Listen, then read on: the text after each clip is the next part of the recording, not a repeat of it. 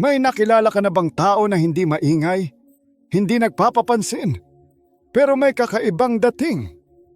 Hindi sila ang pinakamataas, hindi rin sila ang pinakamaganda o pinakaguwapo. Pero sa kung anong dahilan, hindi mo maiwasang mapansin sila. Parang may malakas na enerhiya sa kanilang katahimikan. Isang natural na aura ng respeto at tiwala sa sarili na hindi na kailangang ipagyabang. Ito ang tinatawag na silent attractiveness.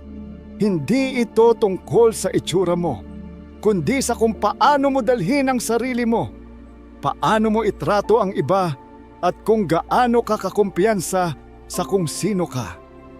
Ang ganitong klase ng karisma ay hindi mo kailangang pilitin o ipakita ng malakas. Kusa itong lumalabas kapag may panloob kang lakas at disiplina. Sa video na ito, pag-uusapan natin ang 11 simpleng ugali na magpapalakas sa iyong presensya batay sa Stoic wisdom. Hindi mo kailangang magpanggap o magbago ng pagkatao. Ang kailangan mo lang ay pagtuunan ng pansin ang mga tamang ugali na nasa iyo na. Handa ka na bang matutunan ang sikreto ng tahimik pero malakas na dating? Una, tanggapin ang tunay na kalayaan. Isa sa pinaka-kaakit-akit na ugali ng isang tao ay ang pagiging tunay na malaya. Hindi dahil wala silang obligasyon, kundi dahil hindi nila hinahayaang diktahan ng opinyon ng iba ang kanilang buhay. Sa panahon ngayon, marami ang naghahanap ng pag-aproba o papuri mula sa ibang tao. Sa social media, trabaho o relasyon. Pero ang mga taong hindi nakadepende sa sasabihin ng iba para maramdaman ang sariling halaga ay mas ginagalang at hinahangaan ng kusa. Ang tunay na kalayaan ay hindi pagiging suwail o pag-iwas sa ibang tao. Hindi ito tungkol sa pagsasabing, hindi ko kailangan ng kahit sino, kundi sa pagiging kumpiyansa sa sarili nang hindi kailangang patunayan ang anuman. Kapag hindi mo hinahabol ang atensyon o pagpapatunay, mas lalo kang nagiging natural na kaakit-akit dahil ramdam ng iba ang iyong kapanatagan. Mga palatandaan ng tunay na kalayaan. 1. Hindi mo ikinukumpara ang sarili mo sa iba.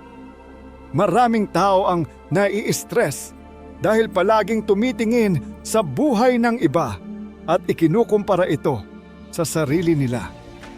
Pero ang tunay na malaya, hindi naiinggit o nakikipagkumpetensya dahil alam nilang bawat isa ay may sariling landas.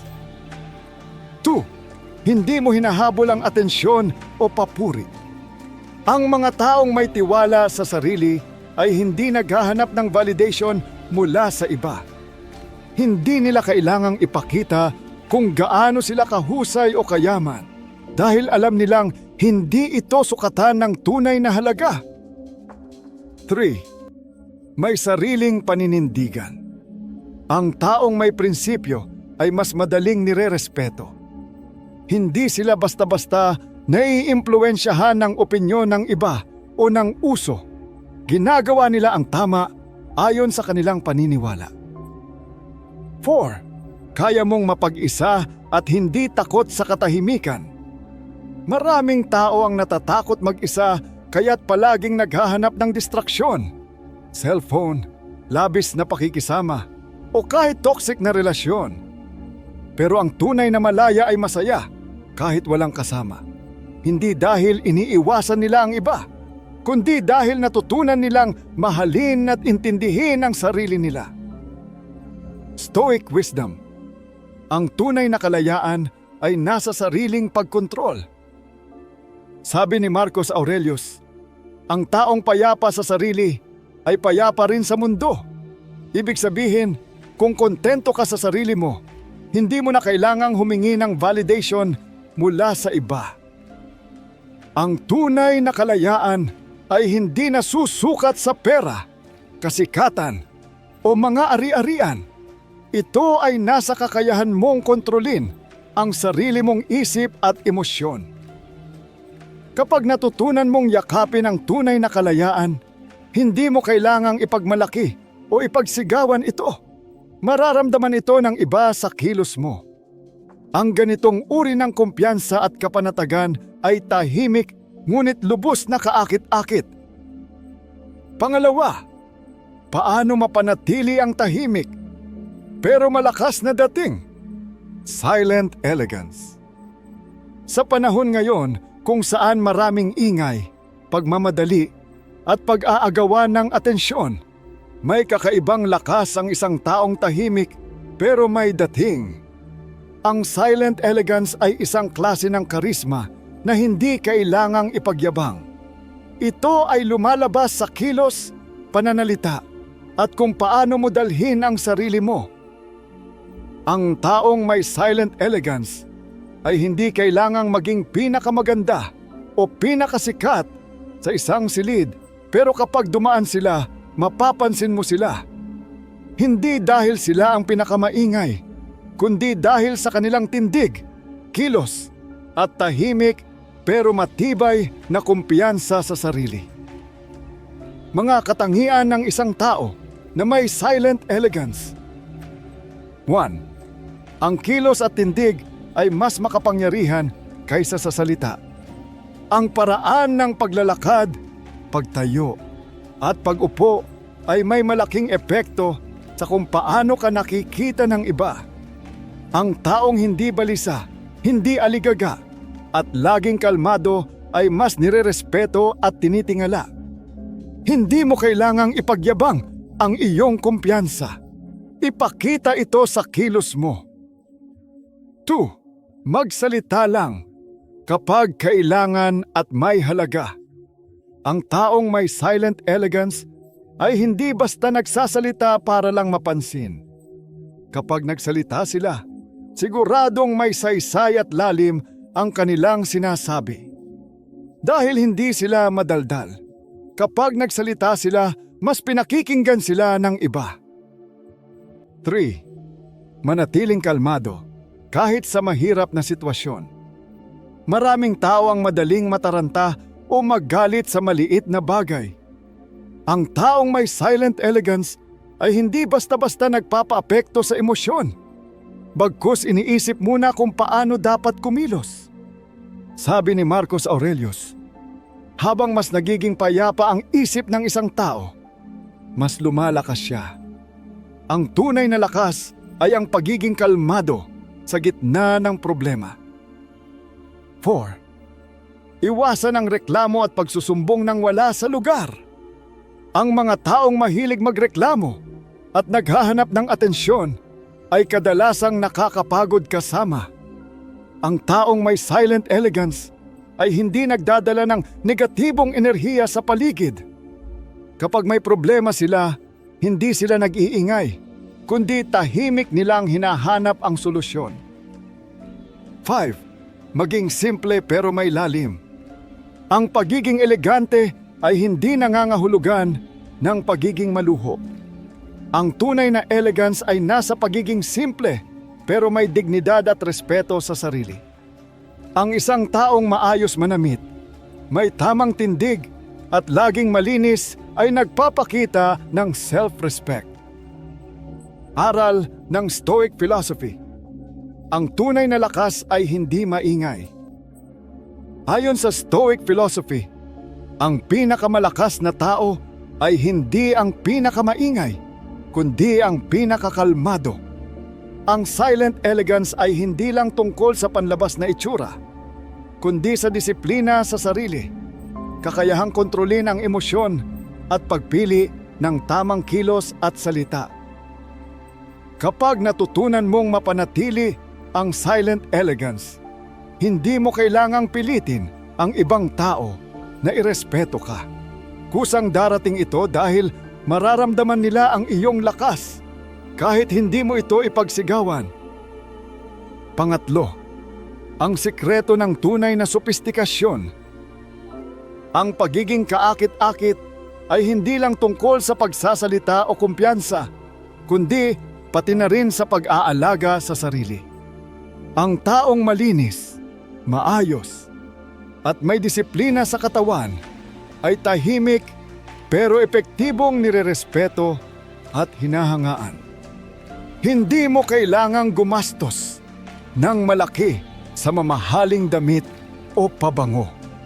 Ang tunay na sopistikasyon ay makikita sa simpleng paraan ng pagdadala sa sarili. Maraming nag-aakala na ang pagiging sopistikado ay para lang sa mayayaman o matataas ang posisyon sa lipunan. Pero ang totoo, kahit sino ay maaaring maging sopistikado basta marunong alagaan ang sarili sa tamang paraan. Paano mapapanatili ang kaayusan at sopistikasyon?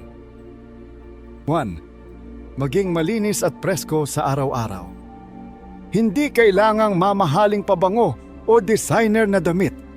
Sapat na ang pagiging malinis at maayos. Laging malinis ang katawan, maayos ang buhok, at preskong manamit kahit simple lang ang kasuotan. Basta malinis at maayos, mukhang disente at kagalang-galang. Ang taong disiplinado sa personal hygiene ay may natural na kumpiyansa at respeto sa sarili. 2. Gumamit ng banayad na pabango o natural na scent. Ang amoy ng isang tao ay may malaking epekto sa unang impresyon ng iba. Hindi kailangang matapang o sobra ang pabango. Mas maganda ang banayad at preskong amoy na nag-iiwan ng magandang impresyon. Kasama rito ang mabangong buhok, malinis na hininga at maayos na pananamit. Hindi lang ang ginagamit na pabango ang mahalaga, kundi ang kabuuang kalinisan ng katawan. 3. Ayusin ang postura at kilos. Ang paraan ng paglalakad, pagtayo at paggalaw ay may malaking epekto sa tingin ng iba sa'yo. Laging nakatayo ng maayos, hindi kuba, at may dignidad ang kilos.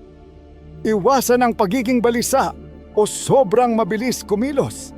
Ang isang taong kalmado at kontrolado ang kilos ay nagmumukhang may kumpiyansa at class. 4. Magsuot ng maayos kahit simple lang. Hindi kailangang mamahaling damit, pero dapat laging malinis, maayos ang fit at akma sa okasyon. Ang simpleng pananamit pero maayos na dalhin ay mas kaakit-akit kaysa sa mamahaling damit na hindi bagay o hindi maayos suotin.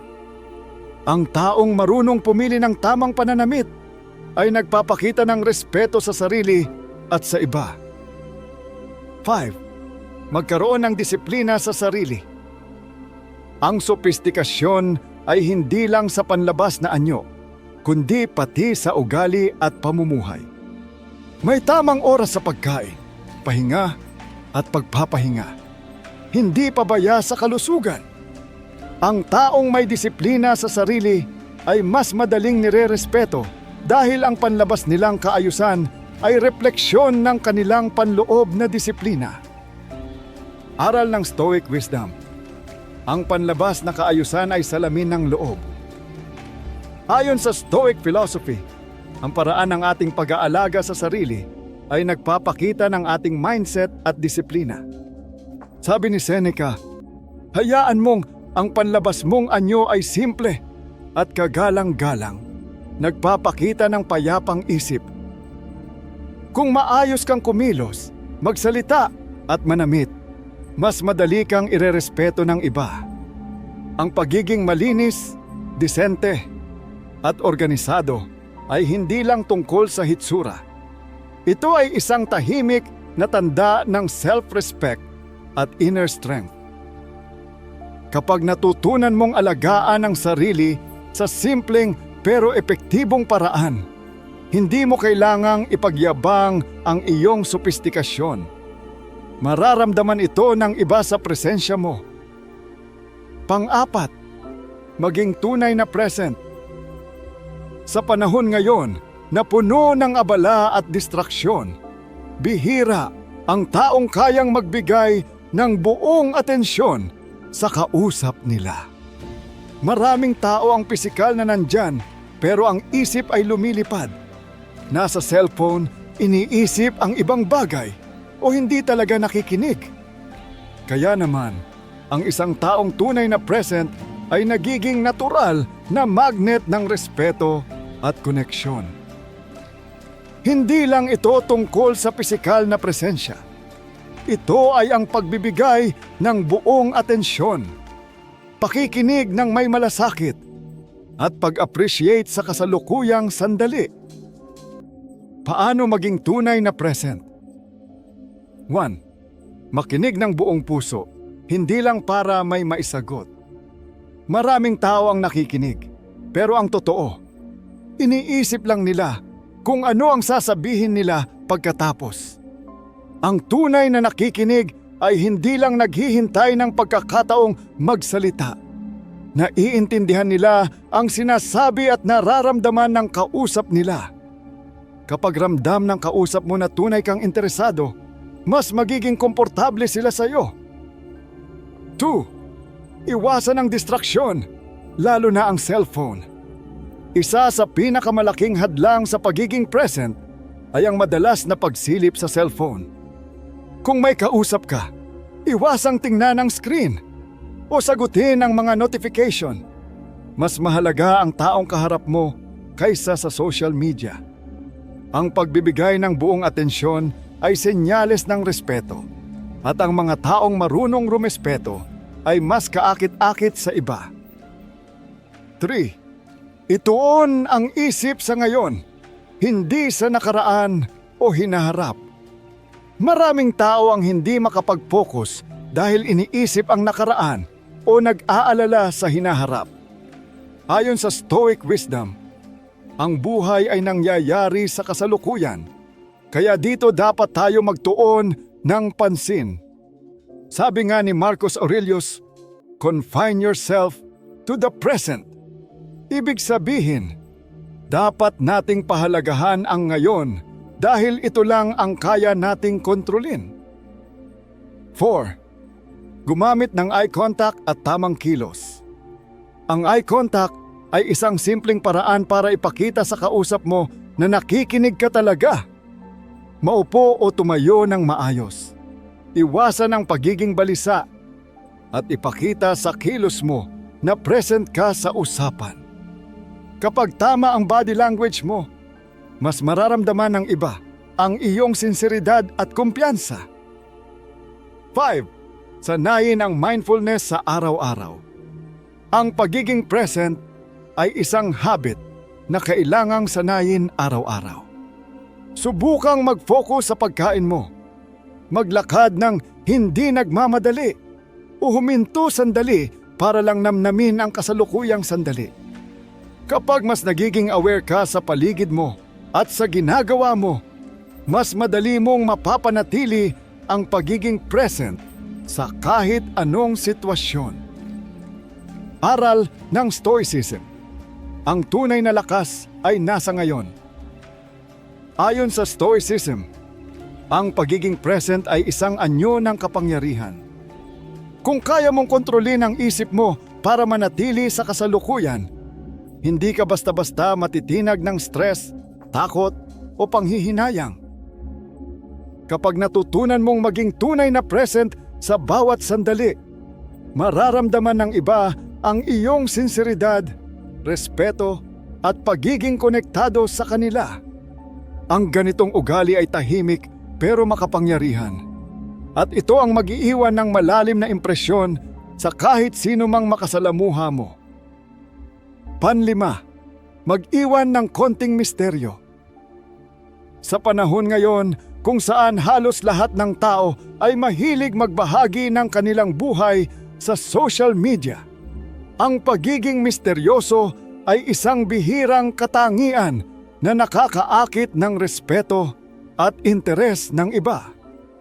Hindi ito nangangahulugan na may tinatago ka, kundi pinipili mo lang kung ano ang dapat at hindi dapat malaman ng iba tungkol sa iyo.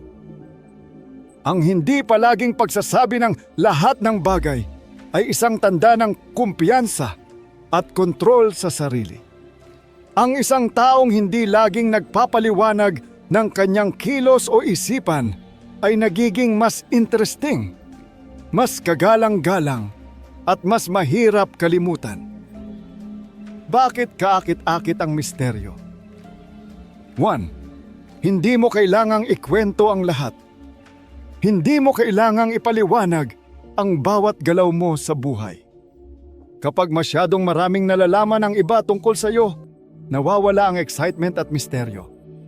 Mas mainam na unti-unting matutunan ng iba ang tungkol sa iyo kaysa isiwalat mo agad ang lahat. 2. Ang pagtitimpi sa pagsasalita ay nagpapakita ng lakas ng loob.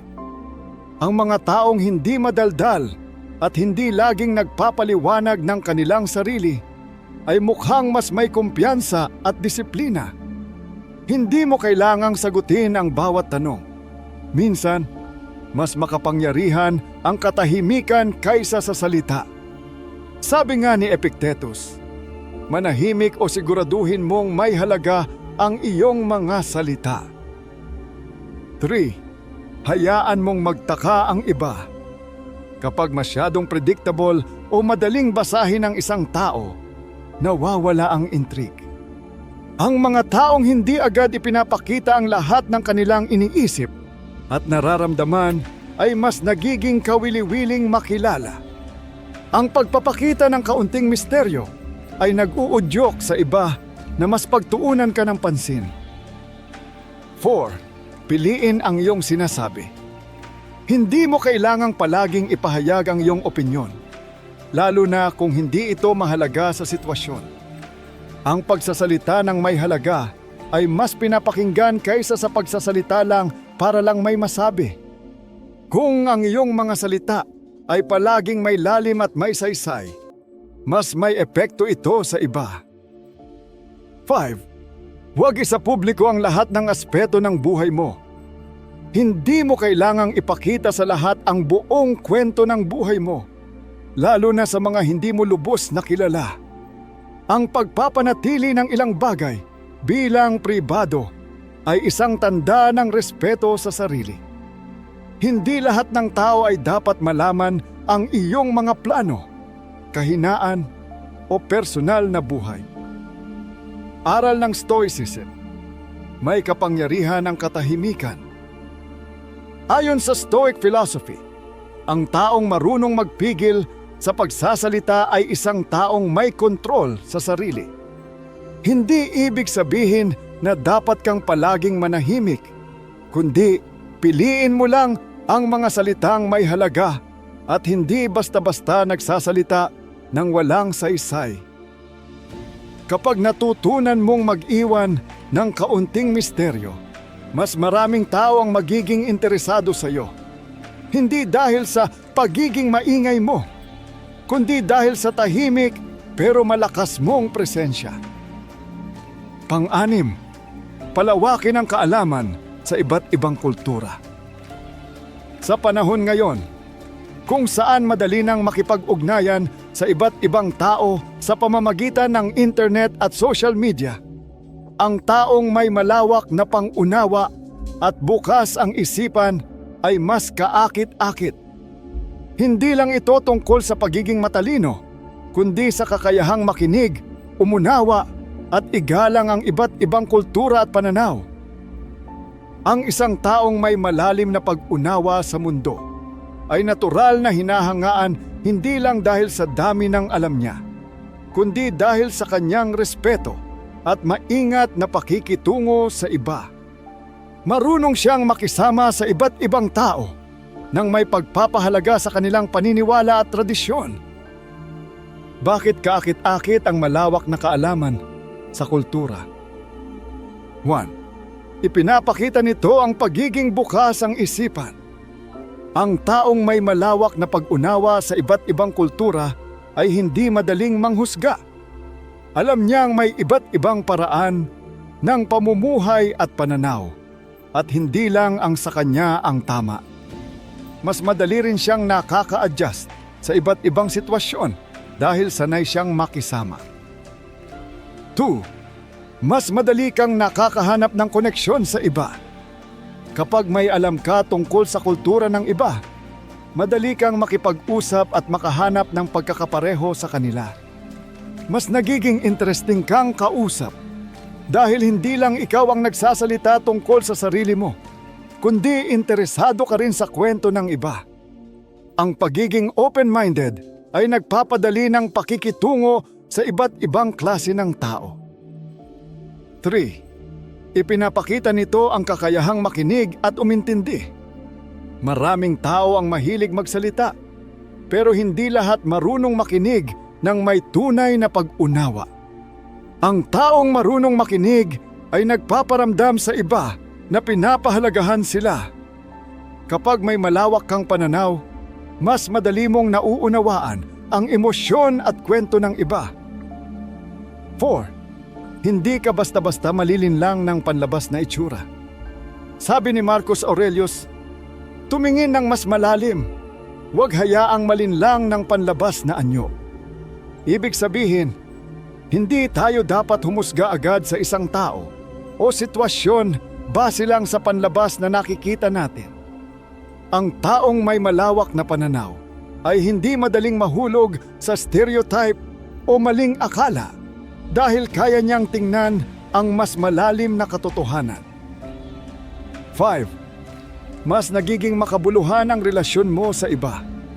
Ang pag-aaral ng ibang kultura ay hindi lang tungkol sa kaalaman, kundi sa pagpapalalim ng koneksyon sa iba. Kapag kaya mong igalang at unawain ang iba't ibang pananaw, mas magiging makabuluhan ang relasyon mo sa mga tao sa paligid mo.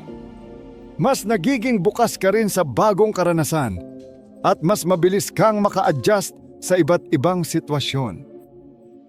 Aral ng Stoicism: huwag husgahan ang tao base sa panlabas na anyong nakikita. Ayon sa Stoicism, ang tunay na katalinuhan ay hindi lang nasusukat sa dami ng alam, kundi sa kakayahang magbukas ng isipan sa iba't ibang pananaw. Kapag natutunan mong palawakin ang iyong kaalaman sa iba't ibang kultura, mas madali kang makakakonekta sa iba. Hindi dahil sa pagiging pinakamatalino, kundi dahil sa pagiging bukas sa pag-unawa at pagpapahalaga sa iba. Isang tahimik pero napakalakas na katangian. 7. Ang puso ng pakikiramay.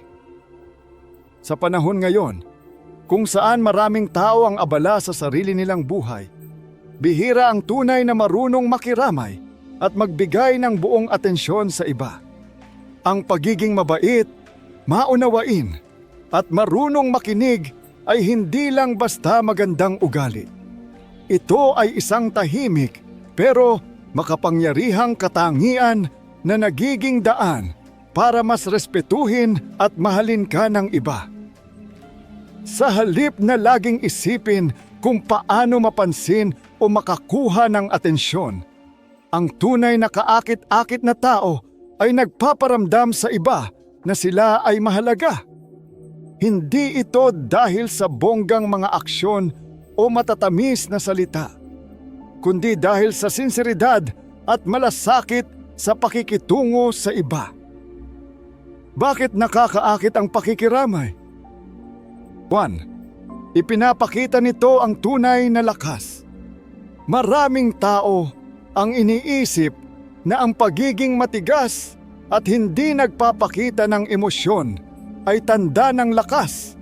Pero ang totoo, ang kakayahang makiramay at umunawa ay mas malaking tanda ng tunay na lakas. Ang taong marunong makinig at umintindi sa damdamin ng iba ay mas nirerespeto at pinagkakatiwalaan. Sa halip na agad humusga, mas inuuna nilang umunawa at ito ay isang bihirang ugali. 2. Ang tunay na atensyon ay isang regalo. Sa mundo ngayon na puno ng distraksyon, bihira ang taong tunay na nakikinig. Ang isang tao na kayang ibigay ang buong atensyon sa kausap ay nagiging mas kaakit-akit dahil ipinaparamdam nila na mahalaga ang kausap nila. Ang simpleng pagbibigay ng oras upang makinig ng walang sagabal ay isang tahimik ngunit napakalakas na paraan upang makabuo ng tunay na koneksyon. 3. Ang kabaitan at pag-unawa ay bihira. Sa isang mundo kung saan maraming tao ang inuuna lang ang sarili, ang taong tunay na mabait at maunawain ay madaling natatandaan at hinahangaan. Ang hindi agad ng huhusga at laging handang umunawa ay mas pinapahalagahan ng iba. Ang isang simpleng naiintindihan kita o nandito lang ako kung kailangan mo ako ay maaaring magdala ng malaking epekto sa buhay ng iba. 4. Ang pagpapahalaga sa iba ay bumabalik. Kapag marunong kang magbigay ng malasakit sa iba, kusang bumabalik ang respeto at pagmamahal sa iyo. Hindi mo kailangang pilitin ang mga tao na mahalin ka. Kusang lalapit ang mga taong nakaramdam ng tunay mong malasakit. Ang taong palaging nagmamalasakit sa iba ay nag-iiwan ng tatak sa puso ng kanilang nakakasalamuha. 5. Mahigpit sa sarili, maunawain sa iba. Sabi ni Marcus Aurelius, maging maunawain sa iba, pero maging mahigpit sa sarili. Ibig sabihin, dapat tayong maging mapagpasensya sa kahinaan ng iba. Pero sa sarili natin, dapat tayong maging disiplinado upang patuloy na mag-improve. Ang taong may disiplina sa sarili pero mabait at maunawain sa iba ay mas nirerespeto at tinitingala. Aral ng Stoicism. Ang tunay na lakas ay makikita sa kakayahang makiramay. Ayon sa Stoic philosophy, ang pagiging mabait at maunawain ay hindi kahinaan, kundi isang tanda ng tunay na lakas at kontrol sa sarili. Ang taong may puso ng pakikiramay ay hindi lang nagiging kaakit-akit, kundi isang inspirasyon sa iba. Kapag natutunan mong makinig, umunawa at magpakita ng tunay na malasakit sa iba, hindi mo kailangang maghanap ng atensyon. Kusang lalapit ang mga tao sa iyo dahil sa iyong tahimik ngunit malakas na presensya.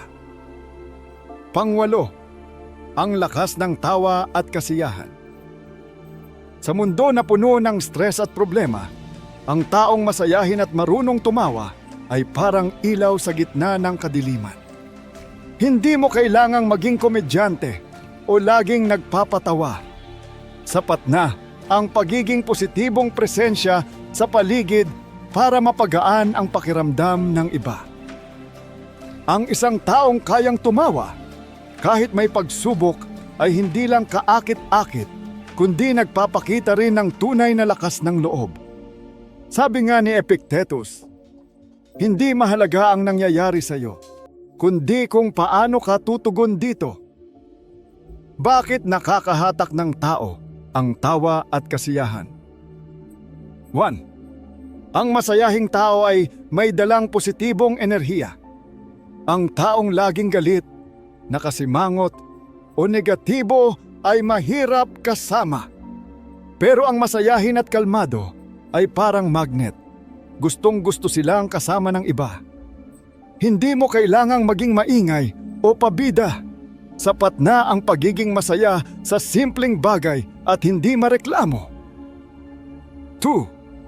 Ang sense of humor ay nagpapagaan ng atmosphere.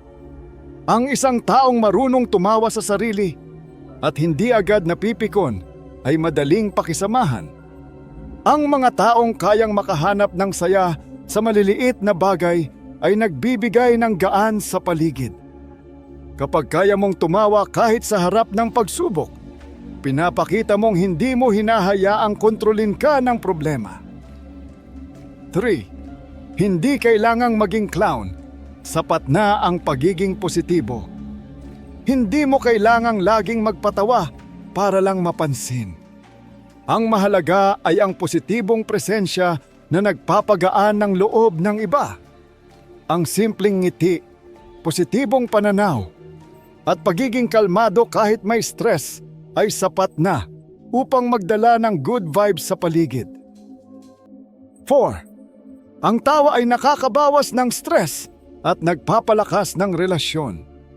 Ayon sa mga pag-aaral, ang pagtawa ay nakakabawas ng stress at nagpapalakas ng immune system. Mas madaling makipagkaibigan ang mga taong masayahin. Sa relasyon, trabaho o kahit sa pamilya, ang pagiging masayahin ay tumutulong sa maayos na samahan. 5. Ang kakayahang tumawa. Kahit may pagsubok ay tanda ng tunay na lakas. Sabi ni Epictetus, hindi ang pangyayari ang mahalaga, kundi kung paano ka tumugon dito. Hindi natin palaging makokontrol ang mga problema sa buhay, pero kaya nating kontrolin ang ating reaksyon. Ang taong hindi madaling panghinaan ng loob at kayang ngumiti sa kabila ng hirap ay mas hinahangaan. Aral ng Stoicism. Piliin ang kaligayahan. Sa Stoicism, ang tunay na kasiyahan ay hindi nakadepende sa mga bagay na hindi natin kontrolado, kundi sa ating pananaw at reaksyon sa buhay. Ang taong marunong tumawa, magpasalamat, at makita ang positibo sa anumang sitwasyon ay may tahimik ngunit malakas na presensya. Kapag natutunan mong pahalagahan ang saya, patawanin ang sarili, at magdala ng positibong enerhiya sa iba, hindi mo kailangang maghanap ng atensyon. Kusang lalapit sa iyo ang mga tao dahil gusto nilang maramdaman ang good vibes mo. 5. Ang tamang pag-aalaga sa sarili. Ang taong marunong mag-alaga sa sarili ay nagpapakita ng respeto hindi lang sa sarili, kundi pati na rin sa iba. Hindi ito tungkol sa pagiging magarbo o maluho, kundi sa pagpapahalaga sa iyong katawan, isipan, at pangkalahatang kalusugan. Kapag inaalagaan mo ang sarili mo, mula sa tamang pahinga, masustansyang pagkain at pag-aalaga sa mental health, nagiging positibo ang iyong enerhiya at ito ay napapansin ng iba. Ang taong malusog sa katawan at isipan ay may natural na kumpiyansa at magandang presensya. Sabi nga ni Seneca, ang malusog na isip sa malusog na katawan ay isang maikling ngunit kumpletong paglalarawan ng isang masayang buhay. Ibig sabihin, ang maayos at masayang pamumuhay ay nakasalalay sa balanse ng katawan at isipan. Bakit kaakit-akit ang taong marunong mag-alaga sa sarili? 1. Ipinapakita nito na may paggalang ka sa sarili mo. Kapag inaalagaan mo ang sarili mo, ipinapakita mong may halaga ka at marunong kang magbigay ng respeto sa sarili mo. Ang taong malinis, maayos, at may disiplina sa sarili ay mas madaling hangaan at respetuhin. Hindi mo kailangang maging perpekto. Sapat na ang pagiging maayos sa katawan at hitsura upang ipakita na pinapahalagahan mo ang iyong sarili. 2. Lumalabas ito sa aura mo. Kapag kulang ka sa tulog, hindi tama ang kinakain mo, at lagi kang pagod, makikita ito sa iyong hitsura at kilos. Ang taong malakas ang katawan at maaliwalas ang mukha ay may natural na positibong enerhiya na nahahawa sa iba. Hindi mo kailangang ipagyabang ang iyong kumpiyansa. Kapag maayos ang katawan at isipan mo, kusa itong lumalabas sa iyong galaw at tindig. 3. Ang malusog na katawan ay palatandaan ng disiplina. Hindi madaling mapanatili ang malusog na pangangatawan. Kailangan ito ng tiyaga, disiplina at tamang desisyon sa araw-araw. Ang taong may disiplina sa pagkain, ehersisyo at pahinga ay nagpapakita na kaya niyang alagaan ang sarili niya, kaya't mas nirerespeto siya ng iba. Hindi kailangang maging sobrang fit o atleta. Sapat na ang pagiging aktibo at hindi pagpapabaya sa sarili. 4. Malaking tulong ito sa mental health at emosyonal na stability. Ang pag-aalaga sa sarili ay hindi lang tungkol sa hitsura. Kasama rito ang mental health at emosyonal na kalusugan. Ang isang taong hindi bugnutin, kalmado, at hindi madaling magpanik ay mas madaling kasama. Kapag maayos ang isipan mo, madali kang makakapagdesisyon, mas may kontrol ka sa emosyon mo, at hindi ka basta-basta natitinag ng stress. 5. Ang masayang tao ay mas madaling makabuo ng positibong relasyon. Ang taong inaalagaan ng sarili ay hindi naghahanap ng iba para punan ang kakulangan niya. Sila mismo ay buo at puno ng positibong enerhiya. Ang pagiging masaya at balanse ay nakakahawa. Mas gusto ng iba na makasama ka kung may positibong enerhiya kang dala. Kapag maayos ang sarili mo, mas magiging maayos din ang pakikitungo mo sa iba. Aral ng Stoicism. Ang tunay na kaligayahan ay nasa malusog na isipan at katawan. Ayon sa Stoicism, malaki ang epekto ng ating pisikal at mental na kalusugan sa ating buhay. Hindi mo kailangang maging perpekto. Ang mahalaga ay inaalagaan mo ang sarili mo ng may disiplina at respeto. Kapag natutunan mong alagaan ang iyong katawan, isip at emosyon, hindi mo kailangang pilitin ang iba na respetuhin ka. Kusang lalabas ang iyong tahimik ngunit malakas na presensya. 5. Ang lakas ng emosyonal na katalinuhan. Isa sa pinakamahalagang katangian ng isang tao ay emosyonal na katalinuhan. Ang kakayahang umintindi ng damdamin ng iba at kumilos ng may malasakit. Ang taong may ganitong kakayahan ay mas madaling nakakapagbuo ng tiwala at respeto dahil alam nilang hindi lang opinyon nila ang mahalaga, kundi pati ang nararamdaman ng iba. Hindi ito tungkol sa pagiging plastic o pagsasabi ng mga bagay para lang mapalapit sa iba. Ito ay tungkol sa pagiging sensitibo sa emosyon ng iba at pagtugon ng tama sa sitwasyon. Sabi nga ni Epictetus, mayroon tayong 2 tainga at 1 bibig para mas madalas tayong makinig kaysa magsalita. Ibig sabihin, mas epektibong paraan upang makabuo ng koneksyon sa iba ang pakikinig ng may tunay na pag-unawa. Bakit mahalaga ang emosyonal na katalinuhan? 1. Mas madali mong nauunawaan ang iba. Ang taong may emosyonal na katalinuhan ay hindi lang nakikinig sa sinasabi ng iba, kundi naiintindihan din ang damdamin nila. Mas madaling makabuo ng magandang relasyon kung marunong kang makinig ng may malasakit at hindi lang naghihintay ng turn mo magsalita. Kapag marunong kang umunawa sa nararamdaman ng iba, mas gugustuhin kang makasama ng mga tao. 2. Nakakabuo ito ng mas malalim na koneksyon. Maraming tao ang nakikinig lang para sumagot, pero ang tunay na emosyonal na matalino ay nakikinig para maunawaan. Kapag naramdaman ng isang tao na naiintindihan mo sila, mas nagiging komportable silang magtiwala sa iyo. Minsan, hindi kailangan ng solusyon. Isang simpleng naiintindihan kita o naririnig kita ay malaking bagay na. 3. Mas marunong kang kumontrol ng sariling emosyon. Ang pagiging emosyonal na matalino ay hindi lang tungkol sa pag-unawa sa iba, kundi pati ang kakayahang kontrolin ang sarili mong emosyon.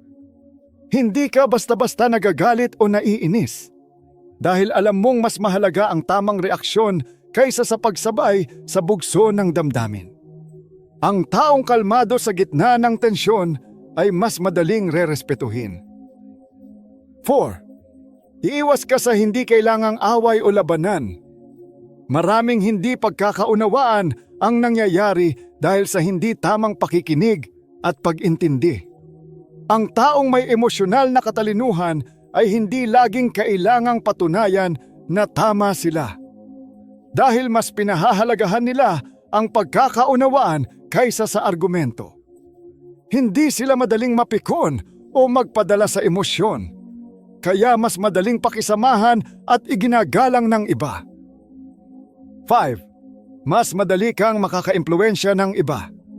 Ang taong marunong umintindi ng damdamin ng iba ay mas madaling nakukuha ang kanilang tiwala at respeto. Hindi mo kailangang pilitin ang iba na sumang-ayon sa iyo. Kapag bukas ka sa emosyon at opinyon ng iba, mas magiging natural ang iyong leadership. Ang taong hindi basta nang huhusga at marunong makinig ay mas pinapahalagahan sa anumang grupo o relasyon. Aral ng Stoicism: mas makinig, mas matuto. Ayon sa Stoicism, ang tunay na matalino ay hindi yung maraming sinasabi, kundi yung marunong makinig at umunawa. Hindi mo kailangang laging may sagot o opinyon sa lahat ng bagay. Minsan, mas makapangyarihan ang pagiging tahimik at bukas sa damdamin ng iba. Kapag natutunan mong gamitin ang emosyonal na katalinuhan sa pakikitungo sa iba, hindi mo kailangang pilitin ang respeto at tiwala. Kusang darating ito dahil mararamdaman nila ang iyong malasakit at kakayahang umunawa. 11. Ang lakas ng pagiging maasahan at palaging maasahan. Sa panahon ngayon, maraming tao ang hindi tumutupad sa usapan. Madaling makalimot sa pangako at pabago-bago ng isip. Kaya naman, ang pagiging maaasahan at palaging tapat sa salita ay isang ugali na tunay na hinahangaan. Ang isang taong may paninindigan at laging mapagkakatiwalaan ay hindi na kailangang ipagyabang ang kanyang pagiging responsable. Makikita ito sa kanyang mga kilos, desisyon, at kung paano siya nakikitungo sa iba. Sabi nga ni Marcus Aurelius, huwag mo nang sayangin ang oras sa pagtalakay kung paano maging mabuting tao. Maging isa na lang. Ibig sabihin, hindi mo kailangang ipagmalaki ang pagiging maaasahan. Ipakita mo ito sa iyong mga gawa. Bakit kaakit-akit ang pagiging maasahan at consistent? 1. Ang maasahang tao ay pinagkakatiwalaan at iginagalang. Ang taong hindi pa bago-bago, palaging maaasahan at tumutupad sa pangako ay madaling pagkatiwalaan ng iba. Hindi nila kailangang ulit-ulitin ang kanilang pangako. Kapag sinabi nilang gagawin nila ito, sigurado silang tutuparin nila. Sa trabaho, relasyon, o anumang aspeto ng buhay, mas pinapahalagahan ang taong hindi lang magaling magsalita, kundi may ginagawa rin. 2. Ang konsistensya ay palatandaan ng disiplina. Madaling magsabi ng pangako, pero ang pagtupad dito ay nangangailangan ng tiyaga at disiplina. Ang taong may paninindigan at hindi madaling magbago ng isip ay mas madaling nirerespeto ng iba. Hindi sila basta-basta natitinag ng emosyon o ng pabago-bagong sitwasyon. Sinusunod nila ang kanilang prinsipyo kahit walang nakakakita. 3. Hindi kailangang ipaliwanag. Makikita sa aksyon. Maraming tao ang mahilig magsabi na sila ay responsable. Pero sa dulo, hindi naman nila tinutupad ang kanilang sinabi. Ang tunay na maaasahan ay hindi kailangang purihin o bigyang pansin. Ang kanilang mga aksyon mismo ang nagpapakita ng kanilang halaga. Hindi nila kailangang ipangalandakan na sila ay mapagkakatiwalaan. Mararamdaman ito ng iba dahil sa kanilang pagiging consistent. 4. Ang maasahang tao ay hindi basta-basta sumusuko. Ang buhay ay puno ng pagsubok. Pero ang taong matatag at hindi sumusuko ay mas hinahangaan ng iba. Hindi sila pabago-bago ng isip. Kapag may sinimulan silang bagay, tinatapos nila ito. Kahit mahirap ang sitwasyon, hindi sila sumusuko o nagpapalit ng prinsipyo. Pinaninindigan nila ang kanilang salita. 5. Ang konsistensya ay nagdadala ng tagumpay. Ang tagumpay ay hindi nakukuha sa panandaliang pagsisikap. Ito ay bunga ng araw-araw na tiyaga at paninindigan. Sa negosyo, trabaho, o relasyon, ang tunay na matagumpay ay hindi yung pinakamagaling sa simula, kundi yung may tiyaga hanggang dulo. Ang taong patuloy na gumagawa ng tama kahit walang nakatingin ay mas nirerespeto at mas tumatatak sa iba. Aral ng Stoicism: maging tao ng gawa, hindi lang ng salita. Ayon sa Stoicism, hindi natin kailangang paulit-ulit na pag-usapan kung paano maging mabuting tao. Dapat natin itong ipakita sa ating mga aksyon. Ang pagiging consistent at mapagkakatiwalaan ay isang tahimik pero napakalakas na paraan upang ipakita ang respeto sa sarili at sa iba. Kapag natutunan mong maging responsable at panindigan ng iyong mga pangako, hindi mo kailangang pilitin ang iba na irespeto ka. Kusang darating ito dahil sa iyong pagiging totoo at tapat sa salita at gawa. Ang tunay na kaakit-akit na tao ay hindi laging nasa gitna ng atensyon.